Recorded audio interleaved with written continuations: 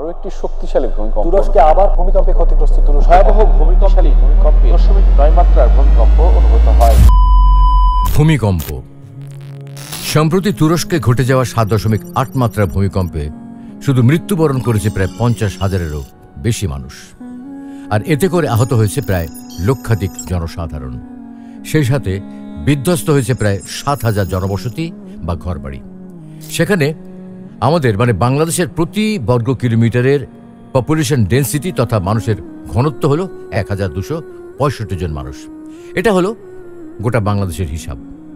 এখন যদি শুধু ঢাকা শহরের কথায় আসি, তাহলে দেখতে পাবো যে আমাদের এই প্রাণের ঢাকা শহরের প্রতি 1 বর্গ কিলোমিটারে মানুষ বসবাস করছে 23,234 জন।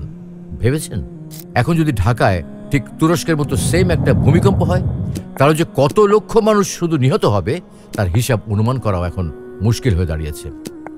এর চেয়েও বড় কথা হলো, ঢাকা শহরে অবস্থিত ম্যাক্সিমাম বাড়িঘরই হলো অত্যন্ত দুর্বল, সাথে এর কোনোটাই ভূমিকম্প প্রতিরোধক হিসেবে তৈরি করা হয়নি। আর তাছাড়াও ঢাকা শহরের মানুষের যে ঘনত্ব আর রাস্তাঘাটের যে অবস্থা, তাতে উদ্ধারকারী কর্মীদের জন্য সঠিক সময়ে সঠিক জায়গাতে পৌঁছানো অনেকাংশেই দুষ্কর।